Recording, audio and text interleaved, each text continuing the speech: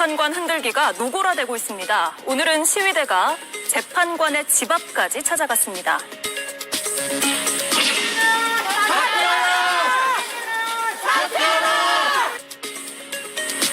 고래고래 소리를 지르고 재판관이 어떤 차를 타는지까지 이렇게 공개를 합니다. 네, 문영배 권한대행의 집 앞에 모인 이들의 속내 들어보시죠. 주변에 있는 이웃들한테 영향을 가요. 맞아요. 사실 집회하는 거 가장 중요한 게 이웃이에요, 이웃. 맞아. 동네 평판을 갖다 나쁘게 만드는 게 제일 중요한 겁니다. 맞아. 네, 그러니까 망신을 줘서 동네에서 고개를 못 들고 다니게 하겠다라는 건데요. 저희가 다 보여드리진 않았습니다만 이들이 집중 공격하고 있는 포인트, 바로 동창 카페에 올라온 음란 게시물에 문 대행이 직접 댓글을 달았다, 이런 주장에 근거하고 있습니다. 하지만 이는 사실이 아닌 걸로 밝혀졌죠. 박민영 국민의힘 대변인이 이 내용으로 논평을 냈다가 근거가 됐던 사진 자료가 조작된 이미지라는 게 드러나서 사과까지 했습니다. 여러 가지 일을 처리하는 과정에서 팩트, 사실관계 점검이 좀 부족했던 부분이 있었으면 그 부분은 저희 당에서 국민들께 사과드릴 부분이고요. 네, 그리고 사흘이 지났지만 이렇게 재판관 집 앞에 시위대가 찾아온 건데요. 공단이 팩트체크 없이 허위 정보를 확산한 여파가 오늘의 장면들로 이어졌다는 분석이 나옵니다. 네, 대통령 지지자들이 오늘부터 매일 출퇴근 시간에 문영배 헌재소장 권한대행의 자택 앞에서 시위를 한다고 합니다. 자택 부근에서 시위하면 동네에서 평판 안 좋아져서 부담을 느낄 것이다, 이런 발언도 방금 들어보셨는데 어떻게 평가해야 될까요? 이게 헌재를 흔드는 걸로 봐야 됩니까? 아니면 정치적 의사표시나 표현이라고 봐야 될까요? 먼저 소영주 의원님. 헌재를 흔들려고 하는 것이죠. 이게 단발에 그치는 게 아니라 문영배 헌재 재판 소장 권한대행에 대해서 끊임없는 허위 날조된 증거까지 가지고 공당이 국민의힘에서 말하자면 이 재판관을 좀 이미지를 나쁘게 하려고 시도하다가 사과하는 처지까지 됐습니다. 예. 그리고 아니면 말고식에 죄송하다, 자료를 확인하지 못했다, 이런 식의 공격인데 지금 권선동 원내대표 등 국민의힘 지도부가 헌법재판소를 두 번째 방문합니다. 항의 방문이죠. 첫 번째도 좀 마땅치 않지만 두 번째 방문한다는 것은 이거는 명백하게 사법권에 대한 침해입니다. 그리고 이게 문영배 지금 자진 사퇴라는 식의 이 지지자들과 동시다발적으로 이루어지기 때문에 이거는 단순하게 정치적 의사 표현이 아니라 이거는 재판에 영향을 미치려고 하는 위법적인 범죄에 가까운 행위들이 조직적으로 일어나고 있다는 점이 굉장히 우려스럽고요. 예. 민주주의 근거는 사법권의 독립 아니겠습니까? 자꾸 이 사법의 판단에 있어서 공정한 재판이 이루어지지 않게끔 그리고 판사를 압박하는 것들은 형법상이든 법원 조직법상이든 이거는 어느 정도 이 수위가 과도하게 되면 법적으로 좀 처벌을 해서 사회의 어떤 표현의 영역보다는 이건 범죄에 가까운 부분으로 뭔가 기준을 세워야 되지 않을까. 저는 좀 그렇게 판단하고 있습니다. 예, 표현의 자유를 넘어섰다. 네. 경찰에 지금 집회를 신고를 한 걸 보니까 아마 헌법재판소 결정이 나기까지 이제 집회를 하겠다, 이렇게 이제 아마 집회를 한 단체 측에서 이렇게 신고를 한 것으로 보입니다. 예. 이번 집회 시위에 대해서 한번 생각을 해보지 않을 수가 없는데요. 이제까지 민주당에서 계속 이재명 대표의 재판과 관련해서 좌표 찍기라든지 판사들, 검사들에 대해서 계속해서 인신공격이 되게 상당히 많았고요. 또 거기에다가 또 이제 민주당 내에서 만약에 의견이 다른 분들 같은 경우에 수박이라고 이제 찍어놓고 이제 또 공격하고, 이런 부분이 상당히 보기에 충격적이었는데 이런 집회 시위가 이렇게 정말 또 있다라는 게, 어떻게 보면 이렇게 좀 자주 있다라는 게 참 씁쓸하다는 그런 생각이 듭니다. 예전에 또 MBC 언론 노조의 기자들이 김장겸 국민의힘 의원 집 앞에, 지금 저기 아파트 단지 앞에서 저렇게 시위를 또 한 20명 정도가 현장에서 모여서 하고 계시다고 하는데요. 했다고 하는데요. MBC 김장겸 사장 아파트 복도에 진을 치고 앉아서 이제 사진을 찍거나 또 사생활 침해 논란이 상당히 있었거든요. 이렇게 도를 넘은 이런 행위들은 하지 말아야 된다, 이런 생각이 들고요. 또 한편으로는 이렇게 일부 이제 어떻게 보면 윤 대통령의 지지자들이 이렇게 집회를 하는 것을 이걸 다 같이 한 목소리로 봐야 되는가, 이런 부분에 대해서는 좀 조심스럽게 봐야 되지 않는가 그런 의견입니다. 예, 도를 넘긴 했지만 이번뿐만이 아니다 이 말씀이네요. 그러니까 이제까지 사실 계속해서 집회 시위에 대한 문제가 되게 많았잖아요. 관련 기사들에 대한 댓글을 보니까 이게 좌파들만 이렇게 할 수 있는 줄 알았냐. 우파들도 이제 배워서 이렇게 또 집회 시위를 한다. 이런 이제 댓글들도 또 올라오고요. 또 뭐 민노총에서는 항상 이제 규정을 넘어선 그런 이제 시위를 하는데 이런 부분에 또 비난 여론들이 상당히 많더라고요. 물론 이 집회에 대해서도 품격이 없다, 품위가 없다. 이런 이제 비판의 댓글들도 상당히 많고요. 그래서 이런 부분의 집회 시위는 있어서는 안 되는 것이 아닌가 이런 생각이 듭니다. 네. 짤막하게 함 대변인님은 이제 변호사시니까 이게 대한민국 그 누구도 재판에 영향을 주려고 하는 행위가 과연 허락되는 게 맞는지에 대해서는 조금 국민님도 공감을 해야 되지 않을까 좀 싶어요. 그렇지 않겠습니까? 그러니까 이거는 집회에 대해서, 그러니까 어떻게 보면 재판에 대해서 이게 자꾸 영향을 주는 행위라고 이제 말씀을 하시는데 어떻게 보면 헌법재판소에서 지금까지 이제 절차적으로 이제 진행하고 이런 것들이 국민들이 보시기에 이게 정말 공정한가 이런 부분에 대한 의혹과 이제 분노가 좀 많아졌다 이렇게 이제 볼 수 있다고 생각이 들고요. 이게 뭐 국민의힘 당에서 이게 뭐 헌재를 흔든다 자꾸 이런 부분에 프레임을 씌우는 것은 적절하지 않아 보인다 생각합니다. 예. 자, 두 가지 측면을 좀 더 깊이 들어가 볼게요. 김보엽 위원님. 예. 문영배 소장 대행의 차량 번호까지 지금 공개하고 있거든요. 그렇습니다. 과도합니다. 테러라는 표현이 있습니다. 제가 사전을 찾아봤는데요. 폭력을 써서 적이나 상대편을 위협하거나 공포에 빠뜨리게 하는 행위, 정치적 목적을 위해 조직적, 집단적으로 행하는 폭력 행위, 이것이 테러입니다. 저는 거의 테러에 가까운 행위를 하고 있다고 봅니다. 저렇게 말이 거칠어지다가 결국 쳐들어가서 난동을 피운 곳이 서울 서부지원 아니었습니까? 문영배 재판관 개인 집 앞에 가서 저렇게 하다가 갑자기 감정적으로 격해져서 어떤 폭력행위가 나올지 모릅니다. 경찰이 경호를 하고 있다고는 하나 또 저런 불미스러운 일이 벌어지기 전에 사전에 예방을 해야 될 것 같고요. 저렇게 되는데 누구 책임이 가장 큰가? 아직도 내란 속의 윤석열을 1호 당원으로 받들고 있는 국민의힘 책임이 가장 크다고 봅니다. 왜냐하면 국민의힘이 헌재를 공격하고 특정 재판관을 공격하기 때문에 정광훈 등 극우 기독교 세력을 포함해서 극렬한 윤석열 지지자들이 결국 재판관의 자택, 집 앞까지 가서 재판관을 위협하고 공포에 빠뜨리는 행동을 하는 것 아닙니까? 여기에 대해서 국민의힘이 그런 행위는 과거에 누가 했다 이렇게 말씀하실 게 아니라 그것은 명백하게 잘못된 행위다. 국민의힘은 그런 걸 원하지 않는다라고 선을 그어주셨으면 좋겠습니다. 예. 자, 반론은 잠시 뒤에 드릴게요. 반론권은. 자, 김성열 의원님. 또 하나가 다른 헌법재판관들의 집 주소도 수색 중이다라는 걸 공공연하게 서로 공유하고 있어요. 네네. 이걸 끊어줘야 돼요. 지금 이들이 하고 있는 행동은요, 단순히 헌재 흔들기 수준이 아니고요. 우리나라의 오래된 이 시스템 자체를 흔들려는 법치주의에 대한 정면 도전이라고 보셔야 됩니다. 지금 탄핵이 인용될 것으로 보이니까 탄핵 인용 이후에 불복을 하기 위한 빌드업으로 저는 보여요. 근데 이 부분에 있어서 단순히 윤석열의 지지자들이 이러고 있다라고만 얘기하기에는 저는 국민의힘이 좀 더 반성을 하셔야 된다고 봅니다. 왜냐하면은 저들이 가는 집회 같이 가가지고 인사하시잖아요. 국민의힘 의원분들이. 그리고 김민전 의원님 같은 경우에는 저 문영배 재판관 관련해서 뭐 행번방 해가지고 N번방을 이제 빗대어가지고 그런 식의 인신공격까지도 지금 서슴지 않으시잖아요. 이제 이런 부분들이 저는 국민의힘이 지금 헌재 판결에 대해서 불복하려는 그런 움직임을 보인다라는 거에 대해서 단서를 주고 있다고 생각을 해요. 그래서 만약에 그런 게 아니라면 끊어내야죠.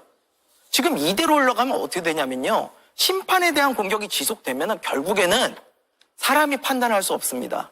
누가 해야 돼요? 목사나 스님이 해야 된다고. 실제로 정광훈 목사 그래요. 목사나 스님이 판단을 해야 된다. 이건 뭐냐면요. 결국에는 우리 예전 단군 고조선 시대로 올라가가지고요. 곰이 마늘 먹다가 내려와가지고 신탁 받아가지고 탄핵 심판해야 된다는 거예요. 말이 됩니까? 우리가 강물하고 역사는요. 거꾸로 흐를 수가 없어요. 근데 지금 강물과 역사를 거꾸로 돌리려고 하고 있는 겁니다. 재정 일치 사회로 돌리려고 하는 거예요. 이런 식으로 가면은 우리나라가 여태껏 해왔던 이 법치주의의 모든 시스템이 망가질 수 있다. 굉장히 위험한 행동이므로 끊어내야만 한다라고 생각합니다. 예. 자, 앞서 얘기가 좀 나왔습니다만 음란물 댓글 게시물 사진 조작된 것으로 밝혀졌고요. 동창 카페 개설한 그 동창이 입장을 내기도 하는 상황이 벌어졌단 말이에요. 자, 이 사안에 대해서 서영재 의원 말씀 듣고 좀 더 깊이 들어가 보겠습니다. 그러니까 이 자체가 단순하게 국민의힘의 한 대변인의 실수라고 치부하기에는 사안이 큽니다. 헌법재판소가 지금 하고 있는 재판이 대통령직에 대한 판단이고요. 대한민국의 헌정질서와 헌정소의 의지가 있는지를 확인하는 작업을 하고 있는데 예. 문영배 재판관을 흔들므로써 재판에 영향을 주려고 하는 거예요. 그래서 재판에 영향을 주려는 행위를 어디까지 우리가 허용해야 되느냐. 이게 허위 조작이잖아요. 따지고 보면 그 논평 자체는. 왜냐하면 이게 허위 조작으로 어떤 인터넷 카페에 올라온 것을 확인조차도 거치지 않고 공당의 배현진 의원인가요? 그분도 얘기를 하고 국민의힘의 공당에서 논평을 내고 이것이 확산되고 예. 뒤늦게 이제 이게 사실이 아니라고 했지만 문영배 재판관에 대해서 일부 본인들의 지지층은 봐라 이런 사람이다. 이런 사람에게 재판을 맡길 수 있냐? 라는 얘기를 하고 있고 국민의힘은 문영배 재판관에 대해서 탄핵을 추진하겠다고 하고 있어요. 이게 어처구니 없는 지금 대한민국의 현실 아닙니까? 어떻게 사법부의 판단에 있어서 본인들이 배출한 대통령이 내란죄를 저질렀음에도 불구하고 이를 방어하고 비호하기 위해서 재판부의 판사를 흔드는 행위를 서슴지 않고 하느냐. 정치권이 가장 요해를 막론하고 해서는 안 될 일이 있습니다. 사법부의 판단에 대해서 유감의 표명을 할 수 있으나 예. 재판부의 판결에 대해서 영향을 미치려는 행위들은 하면 안 돼요. 민주당도 마찬가지고 그랬으면 국민의힘도 마찬가지여야 되는데 지금 하는 일들은 도가 매우 지나치다. 국민의힘에 법률가들이 많잖아요. 그래도 법률가들의 지성과 상식, 법률가의 자존심으로서 이런 부분들을 왜 용인하고 있는지 저는 안타깝다. 그런 얘기를 계속 할 수밖에 없습니다. 예. 당에서 일단 사과는 했는데 어떻게 바라보고 있습니까? 네, 당의 저도 변호사로서 제가 말씀을 드리면 이 부분에 대해서는 어떤 부분이 이제 조작이라고 이제 계속해서 얘기를 하는데 그 조작이라고 하고서 이제 또 박수민 그 원내 대변인이 사과를 한 부분은 문영배 재판관이 그 음란물에 댓글을 단 사실이 없는데 그 부분이 조작된 것을 확인을 못하고 이제 올렸다. 그 부분에 대한 사과였습니다. 그런데 이 부분에 대해서 자꾸 이게 어떻게 보면 조작이라는 이런 말로 이 사태의 본질을 흐리는 것이 아닌가 이런 부분을 지적을 하고 싶습니다. 계속 N번방에 빗대어서 이게 행번방이라는 이런 얘기가 나오는 게 사실 문영배 그 재판관이 있었던 그 동창 그 온라인 카페에 2,000개가 넘는 음란물의 글이 있었습니다. 그런데 그 음란물의 글이 25%나 해당을 하고요. 그 게시물 전체 글에. 예. 그런데 그 문영배 재판관이 300번 넘게 이제 그 온라인 동창 카페에 들어가서 댓글까지 달면서 정말 상당히 활발하게 이제 활동을 했던 것이 알려진 것입니다. 문제의 게시물에 댓글 단 것은 아니고 다른 문제 게시물이요. 게시물에 댓글을 단 건 아니지만 다른 게시물에 댓글을 달면서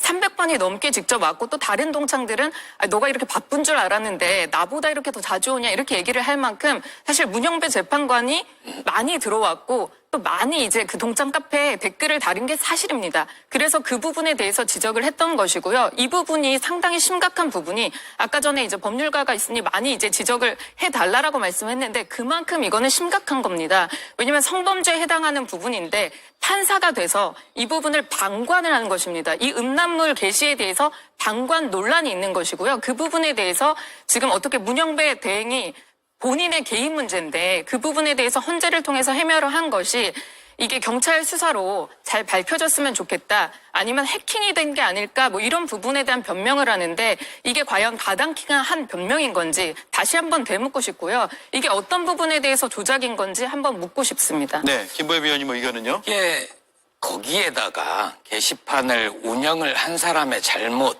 책임을 물을 수 있습니다. 그리고 그 동창들이 모인 게시판에 음란물을 올린 사람의 책임을 물을 수 있습니다.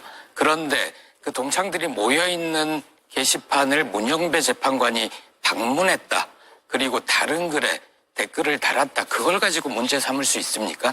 전 그럴 수 없다고 봅니다. 그러면 동창들이 모여있는 공간에서 내가 판사인데 니네들 이거는 몇 년형에 해당돼. 이거 심각해. 빨리 다 지워. 만약 글을 올린 사람을 특정을 할 수 있거나 친구이거나 그러면 얘기할 수 있겠죠. 근데 동창이라고 하면 동기면은 다 알 수 있지만 같은 기수. 예, 네. 같은 기수라고 하더라도 모두 다 알지는 않잖아요. 그래서 거기까지 책임을 묻는 건 좀 과도하다고 보고요. 제가 보기에 그 국민의힘의 변호사 출신들은 저는 별 문제가 없는 것 같은데 유독 판사, 검사 출신들은 문제가 심각합니다.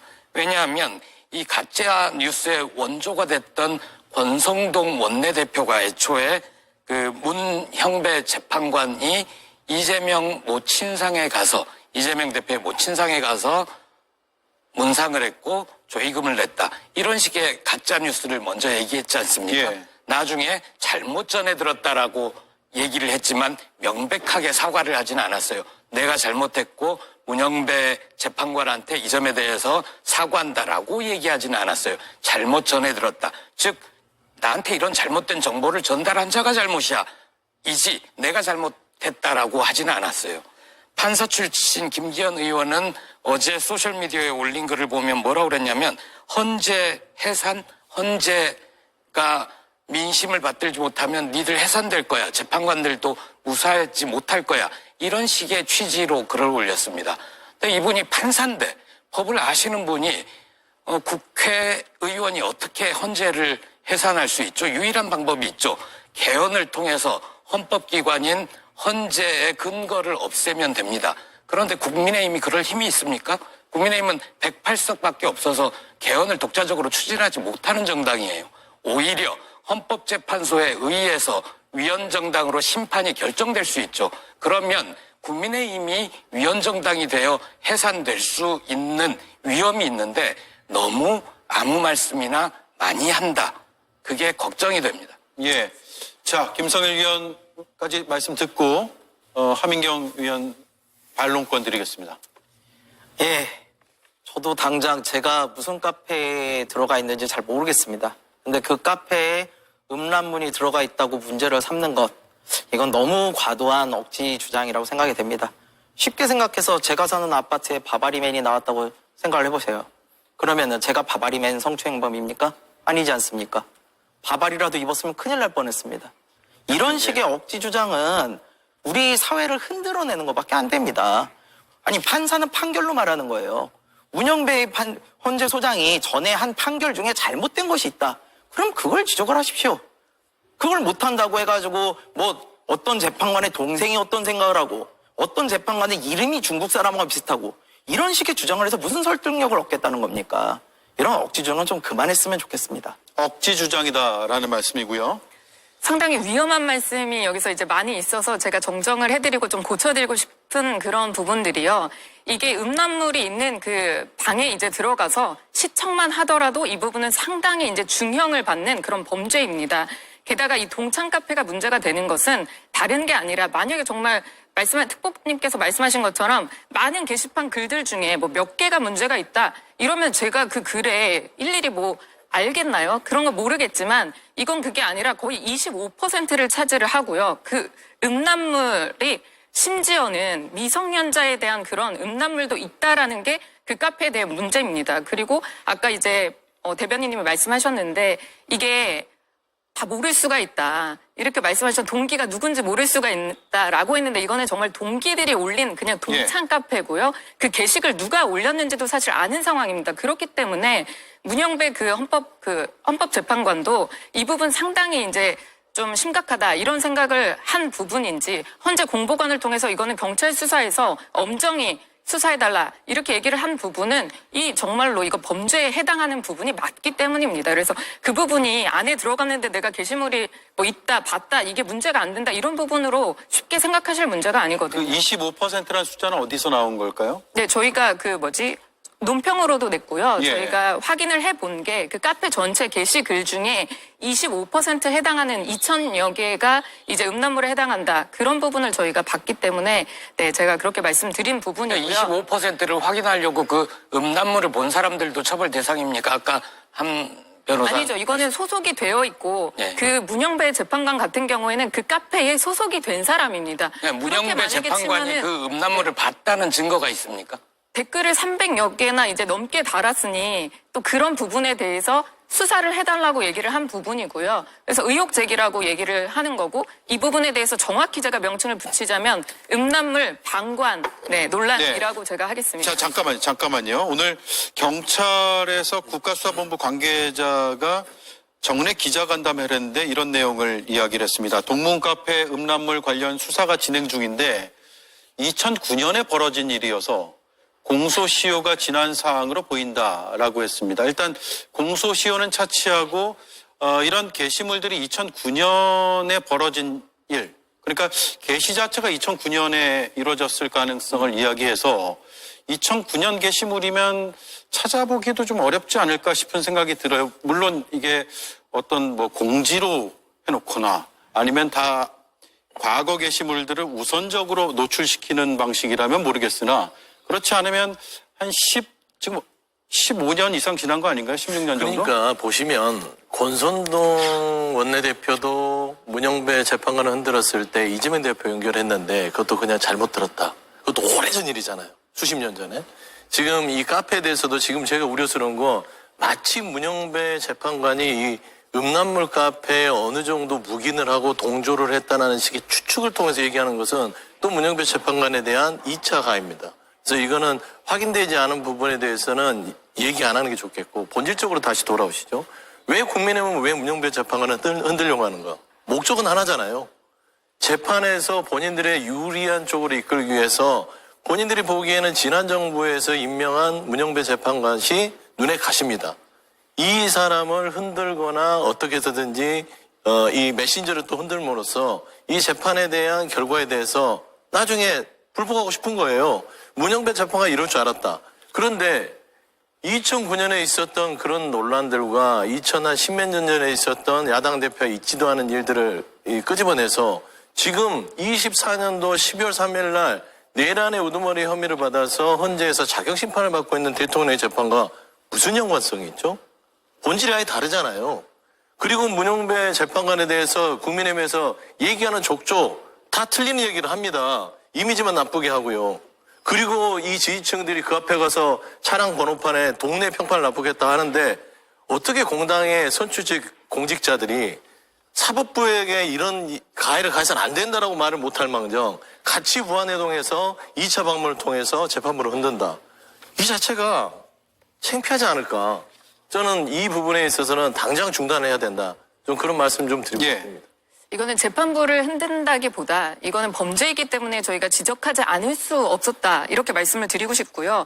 또 문영배 소장이 이제 소장 대행이 비판받는 것 중에 하나가 계속해서 이제 다른 SNS 글 같은 것도 많이 이제 뭐 업무 시간 중에 올렸다, 뭐 독후감을 올렸다 이런 부분이 나와 있는데 그런 부분에 대해서 계속해서 지금 이제 다시 수정을 하거나 삭제를 하거나 이런 부분을 합니다. 그래서 흔적 지우기에 이제 골몰하지 말고 재판을 하시라 이런 말씀을 할 수밖에 없는 그런 상황이고요. 그런 부분에 대해서 국민들이 누구도 사실 재판을 하는 사람도 사람입니다. 그렇기 때문에 뭐 흠결이 없기를 이렇게 바라는 거는 정말 욕심일 수 있겠죠. 하지만 이거는 성범죄나 아니면 그 동장 카페에 그런 뭐 아동 음란물이 올라와 있는 그런 동장 카페에 같이 들어있으면서 댓글을 오랫동안 이제 지속적으로 같이 나누면서 했다?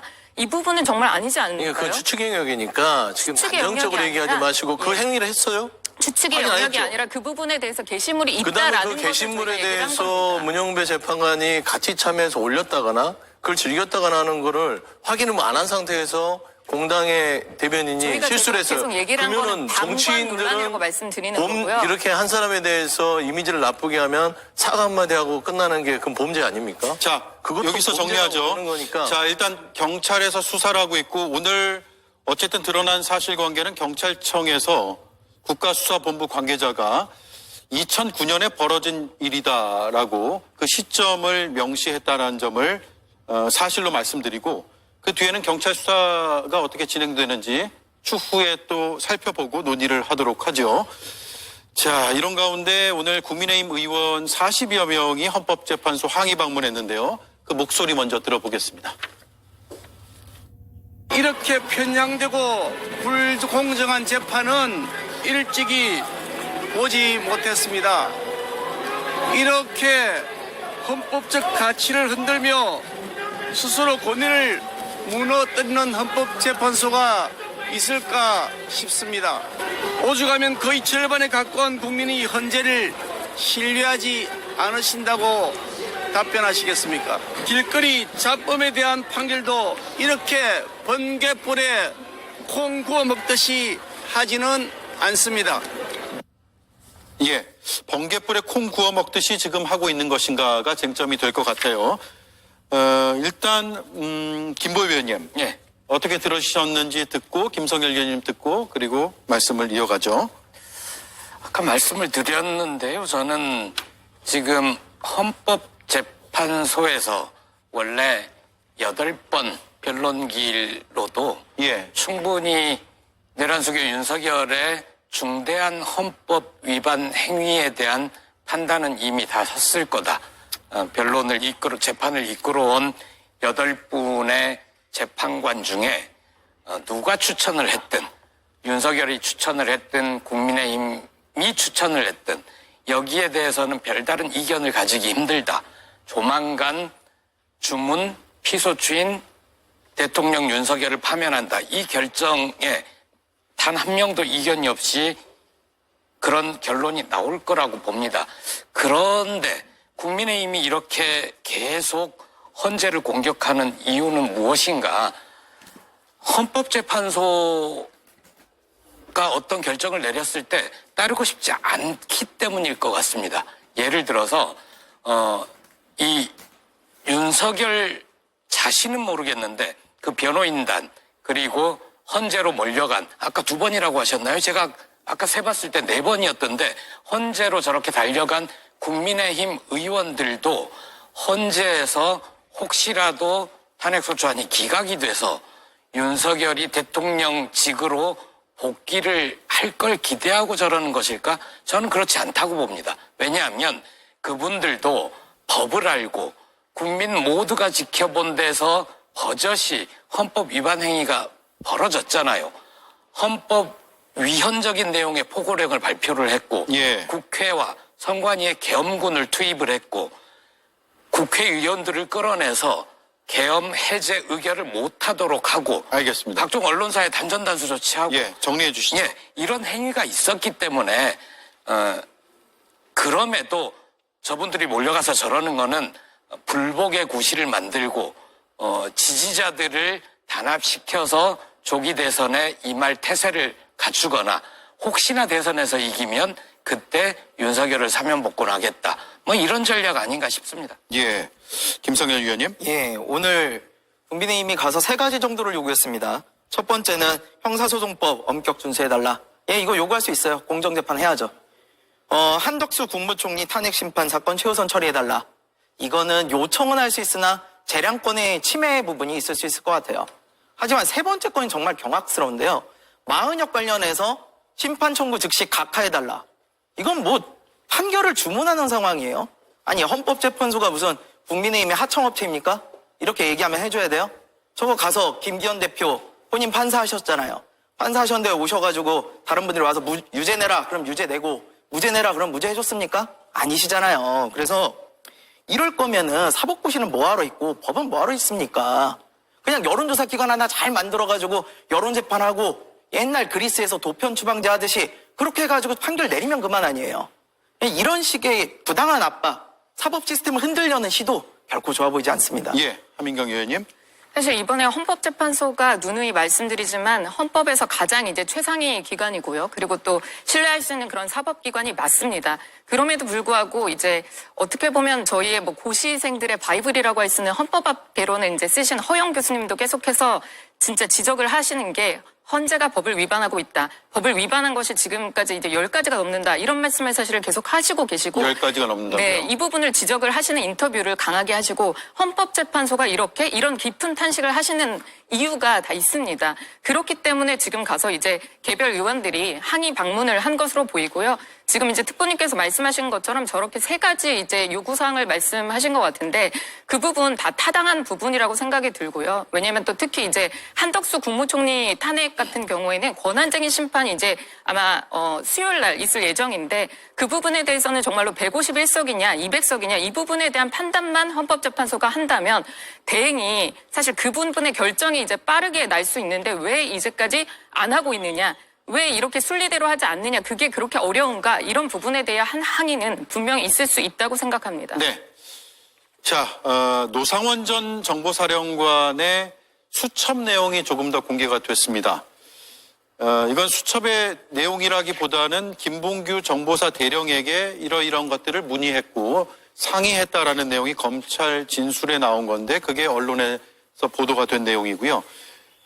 사격 잘하고 폭파 잘하는 인원 중에 7, 8명을 추천해달라라고 정보사의 대령이 노상원 전 사령관에게 들었고 그것을 검찰에 진술을 했습니다. 대화의 시점은 2024년 10월 초중순.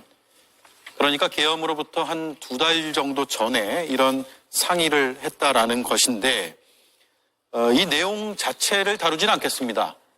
다만 노상원의 수첩이 지금 워낙 큰 이슈가 되고 있어서 이게 이슈로만 그칠 문제인지 아니면 향후 형사재판 과정에서 증거로 쓰여야 된다고 보시는지 그 의견들만 듣고 넘어가겠습니다. 먼저 김보엽 의원님. 증거 채택 필요하다고 보세요? 예, 저는 증거로 충분히 채택할 수 있다고 봅니다. 이게 노상원 개인의 망상을 혼자 적은 게 아니잖아요. 노상원은 김용현을 22차례 만나러 용산 대통령실을 갔습니다. 예. 그럼 둘이 마주 앉아서 대통령 경호를 어떻게 할까, 국방을 어떻게 잘할 수 있을까 이런 논의하지 않았을 겁니다. 계엄을 선포한 뒤에 내란 어떻게 성공시킬 것인가, 누구부터 잡아들여야 되지, 문재인 일가, 조국 일가. 지금 언론에서는 500명 얘기하는데 저는 얼추 세봐도 1000명이 넘어가는 것 같습니다. 왜냐하면 문재인 정부 당시 행정관 이상이라고 했는데 예. 제가 알기로 비서관만 50명 이상이거든요. 행정관 포함되면 벌써 200~300명 됩니다. 다른 사람까지 다 하면 500명이 아니라 1000명 정도 될걸요. 당연히 수사해야죠. 예. 네. 성주 의원님. 증거 채택을 반드시 해야 된다고 보지요. 이게 수사기관에서 노상원의 입이 아닌 그 옆에서 신문을 했던 대령의 입을 통해서 신뢰할 만한 검찰의 조서고 그런 거를 따졌을 때는 증거 채택을 통해서 일단은 더 이 참혹스러운 메모 내용을 하나하나 확인해야 될 필요는 반드시 있다고 봅니다. 그래서 저는 이 부분을 검찰이 그냥 허술하게 한 개인의 어떤 생각을 적었다고 해서 넘어가서는 안 되고 예. 이건 정확하게 이 메모는 비상계엄이라는 이 자체가 성공했을 시 대한민국에 찾아왔을 계엄의 시대를 상세하게 적어놨다고 추측이 되기 때문에 이 내용도 증거로 채택하고 수사가 필요하다면 더 세심한 수사를 진행해야 된다 그렇게 생각합니다. 그러면 추가 수사도 필요하다 이런 입장이시네요. 일단 검찰의 공소장에 빠져 있는 내용이고요. 검사의 그 공소장에 빠질 수밖에 없었던 것이 이게 만약에 증거 능력이 있다고 하면 당연히 공소장에 들어갔을 겁니다. 왜냐하면 검사는 당사자가 부인을 하더라도 나는 그렇게 생각해라고 하면 공소장에 기재를 할 수 있는 거거든요. 그럼에도 불구하고 빠지는 이유가 이게 국립과학수사연구원에다가 이 수첩에 대해서 필적 감정을 맡겼는데 이게 판독 불가라는 이제 판정도 받았고요. 이 수첩에 들어있는 내용이 너무나 단편적이고 이게 파편적이어서 어떻게 보면 이게 어떤 뜻으로 적었는지를 정확하게 해독을 할 수 없는 그런 메모입니다. 그렇기 때문에 이 부분에 대해서 증거 능력을 인정하기란 상당히 어렵고 제가 방송을 준비하면서 만약에 제가 단어로 몇 단어를 썼다. 그럼 이 부분이 증거 능력이 될 수는 없잖아요. 제가 만약에 진술로 그 당시에 이런 생각으로 이렇게 적었고 어떤 때 어떻게 적었다 이런 부분이 다 알려져야 되는데 지금 만약에 이제 서영주 대변인이 말씀하신 것처럼 수사는 더 이루어질 수 있다라고 보지만 이 부분이 지금 현재 이게 증거 능력이 있는 증거로 보기 어렵다 이렇게 보입니다. 지금 단계에선 그렇다. 김성현 의원님 마지막으로 짧게 부탁드리겠습니다. 예, 하지만 노상원 전 정보사령관이 어떤 사람입니까? 비하폰 지금 받고요. 계엄 직전에 김용현 계엄 총사령관과 매일같이 오가던 사람이에요. 그럼 이런 사람이 과연 아무 생각 없이 계엄과 관련된 노트를 적어놨겠습니까? 상식선에서 생각해 봐야 될 문제죠. 물론 필적 감정이나 이런 게 제대로 안 나왔다. 예, 그럴 수 있습니다. 하지만 그런 게 결국에 수사가 진행되면서 저는 나올 것이라고 보고요. 노상원 전 정보사령관의 수첩, 저는 이것이 예전에 박근혜 탄핵 당시에 안종범 수첩처럼 이 불법 계엄의 키노트가 될 것이다. 이렇게 보고 있습니다. 알겠습니다. 여기까지 듣고요. 오늘 여론조사 결과가 나와서 이수진 앵커가 요약 정리 브리핑하겠습니다. 성장을 강조하고 있는 이재명 대표. 최근에는 상속세 완화하겠다는 메시지도 냈죠. 28년 전에 만든 면세 기준, 배우자 또는 기초공제 각 5억씩 10억까지. 이게 지금 28년이 지났습니다. 그 사이에 물가도 올랐는데 집값도 올랐는데 그 기준을 그대로 유지하니까 아무것도 늘어난 거 없이 세금이 늘어난 겁니다. 이거 부당하죠. 이런 거 좀 고치자는 거예요. 네, 중도 확장에 집중하고 있다. 이런 분석들이 나오고 있는데요. 중도 민심 어떤지 오늘 나온 여론조사 한번 보시죠. 리얼미터와 에너지경제가 실시한 여야 차기 대선주자 선호도 조사에서 이재명 대표가 43.3%로 18.1%인 김문수 장관과 10.3%인 오세훈 시장을 크게 앞섰습니다. 자, 여기서 중도층의 지지율을 자세하게 들여다보면 이 대표에 대한 지지율은 조금 더 높아집니다. 중도층에서 46.6%가 선호하는 대선 주자로 이재명 대표를 선택했는데요. 김문수 장관과 오세훈 시장은 12.1%로 나타나 격차가 더 벌어지는 겁니다. 이번 대선은 중도가 결정한다는 말이 나오고 있는데 여당의 고심도 깊어지는 것 같습니다. 예, 정권 교체는 51.5%, 정권 유지는 44.5%가 원한다고 답을 했습니다. 여론조사에 대해서 최근 여러 분석들도 있고 여러 비평들이 있거든요. 두 당에서 지금 어떻게 보고 있습니까?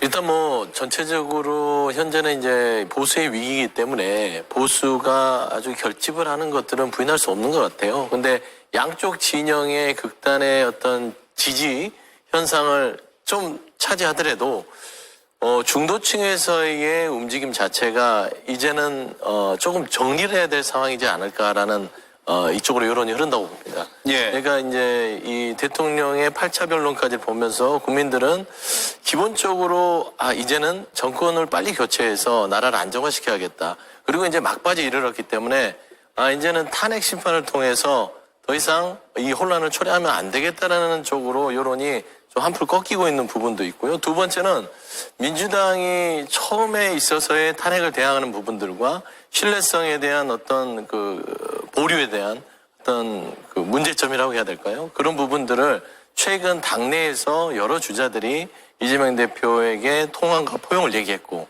이재명 대표가 그거를 조금 받아들이는 모습들을 보여주면서 예. 신뢰를 회복하는 부분들이 또 득점 포인트로 오면서 정권 교체와 민주당에 대한 신뢰도가 약간 상승하는 추세로 변하지 않았냐. 저는 좀 그러게 좀 분석하고 싶습니다. 예. 이게 정권 교체를 이제 원하는 국민이 이 여론이 이제 더 높았다라고 하는데 이 정권 교체가 어떤 정권으로의 교체를 말하는 건가 이 부분도 조금 분석을 해봐야 될 것이라고 생각이 듭니다.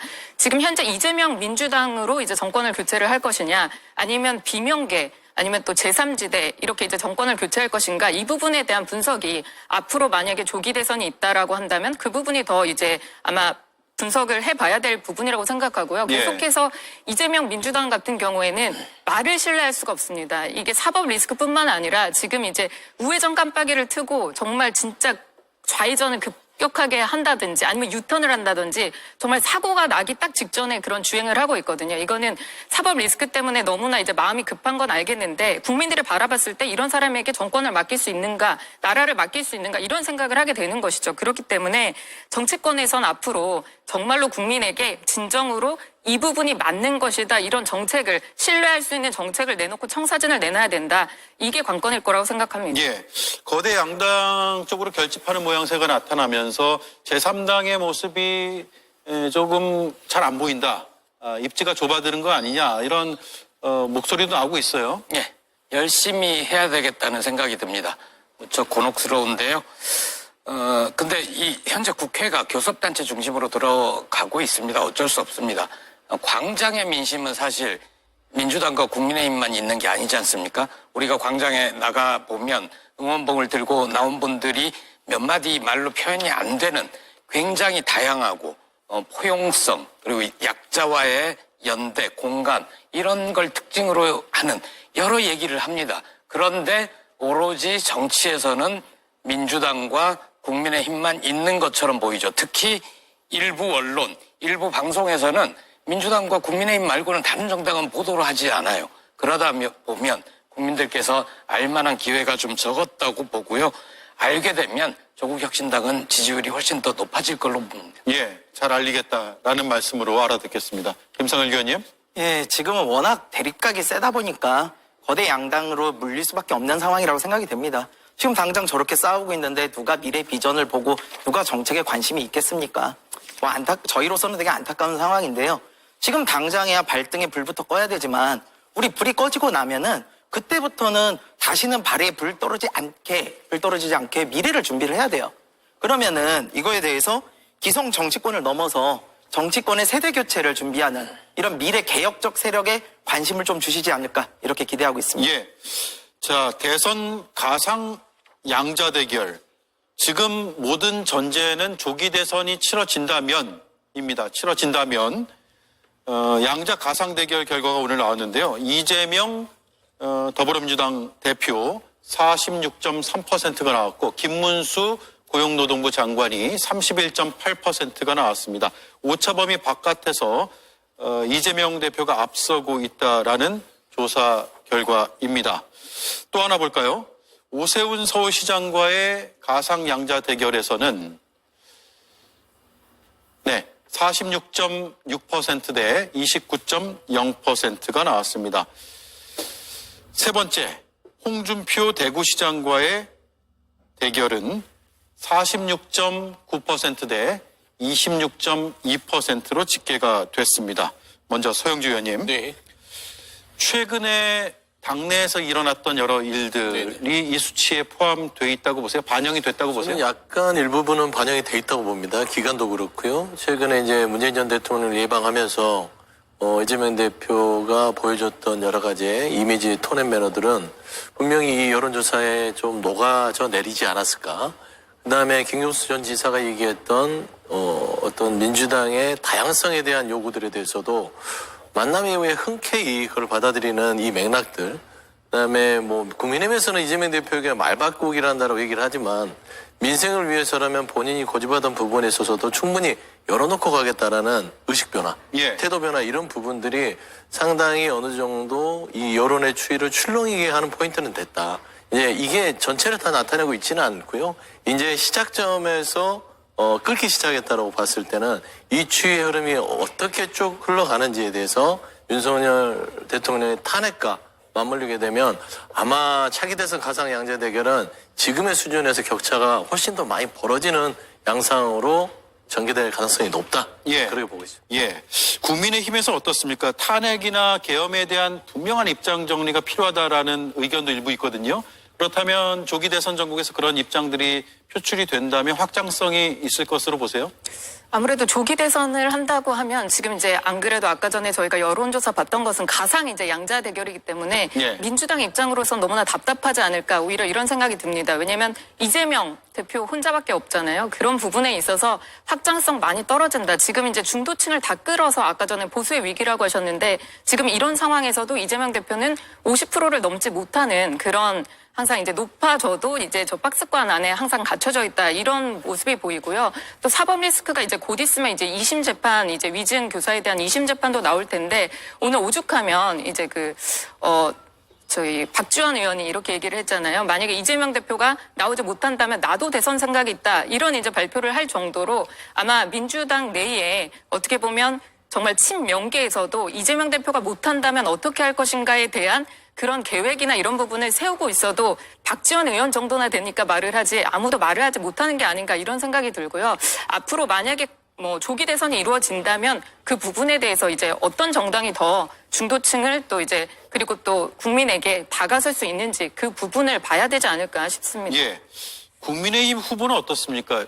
대통령과의 관계 혹은 탄핵에 대한 입장 이런 것들에 그러니까 대통령과는 좀 다른 입장을 취하는 후보가 당의 후보가 될 거로 보세요? 아니면 대통령은 계속해서 단절하지 못하고 갈 것인가라는 궁금증이 드네요. 그러니까 이제 아마 국민의힘에서는 이제 조기 대선이 이루어진다면 당연히 이제 여러 후보들이 많기 때문에 경선을 이제 치르게 되겠죠. 근데 예. 계속해서 대통령과 관계를 끊어야 되지 않느냐 이런 이제 비판의 목소리도 많은 것으로 알고 있습니다.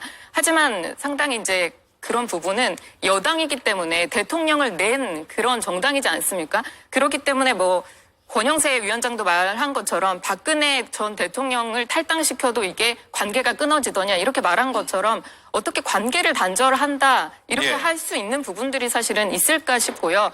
오히려 여당으로서 잘못된 부분이 있다면 그 잘못된 부분은 반성하고 고치고 또 잘한 부분이 있으면 그 부분을 받아들이고 더 이렇게 믿음과 신뢰를 줘야 되는 게 아닌가 그런 생각이 듭니다. 그리고 또 중도층에서는 사실 중도층이라는 것은 이게 정치에 관심이 없어서 중도층이 아니라 오히려 비판적인 시각을 가지고 누가 더 맞는지 이게 치우치지 않고 볼 수 있기 때문에 중도층이라는 생각이 듭니다.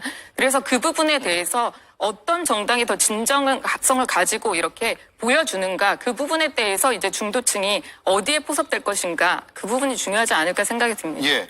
김보희 위원께는 지난번에 출연하셨을 때 조국 혁신당은 어떻게 대선 준비를 하고 있는가라고 질문을 드렸는데 조금 더 구체화된 게 있습니까?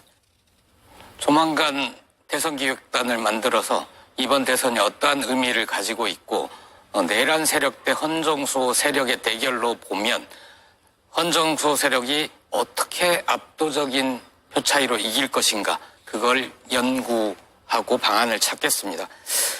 말씀드릴 기회가 마지막일 것 같아서 하나만 말씀드리면 저는 그 국민의힘이 반성하고 고치고 할 수 있는 문제가 아니라고 봐요. 아니 이 조기 대선이 열린다는 거는 윤석열이 탄핵됐다라는 얘기지 않습니까?